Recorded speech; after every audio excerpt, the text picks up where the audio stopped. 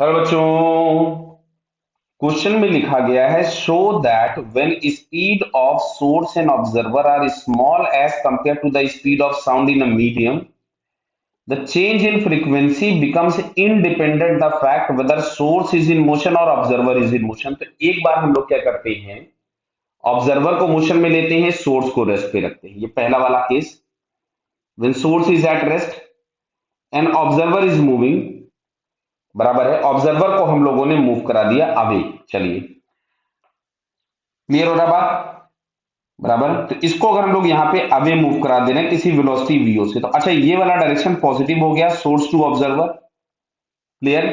Source to observer या direction of sound is taken as positive. तो अब यहां से अगर हम लोग लिखते हैं एफ एपरेंट, तो F apparent is equal to आपको मिलेगा F actual V minus V O upon V minus V S, और सोर्स रेस्ट पे था। तो ये हो गया एफ एक्चुअल। यहां से हम लोग लिख सकते थे one minus V O upon V. Clear? अब दूसरा वाला डायग्राम, दूसरे वाले में हमने इस ऑब्जर्वर को रेस्ट पे रख दिया, और अच्छा इस सोर्स को हम लोगों ने इस डायरेक्शन में मूव करा दिया वीएस से। देखो दोनों कंडीशन वो हम कंसीडर कर रहे हैं जिसमें सोर्स और ऑब्जर्वर के बीच का सेपरेशन इंक्रीज हो रहा है, बराबर। तो अब की बार ये वाला डायरेक्शन प्लस हो जाएगा, क्योंकि direction of sound is taken as positive and sound is always from source to observer. अच्छा इस बार हम लिखते हैं अब की बार, तो यहां से अगर हम लोग लिखते हैं F apparent is equal to F actual, अब की बार यहां से मिलेगा v माइनस जीरो। क्यों?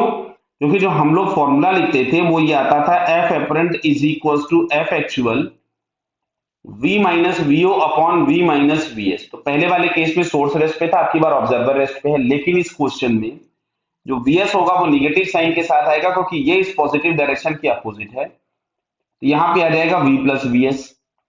अच्छा हम इसको ऐसा लिख लेते हैं, F actual v upon v into one plus V S upon v। Clear? इससे मैंने इसको उड़ा दिया, तो क्या मैं इसको लिख सकता था यहां से F actual into one plus V S upon V की पावर माइनस वन। अब देखो तुम्हें दिया गया था कि जो स्मॉल है, मतलब आपके पास जो वेलोसिटीज है वो छोटी है, मतलब वी एस आपके पास बहुत छोटा है।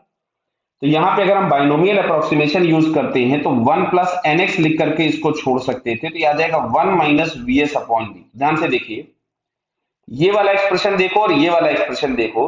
अब यहाँ पे बोला गया है कि वीओ और वीएस बहुत छोटे हैं, तो दोनों एक्सप्रेशन देखने में आपको एकदम एक ही जैसे दिख रहे हैं। दिख रहा है बेटा क्या ये?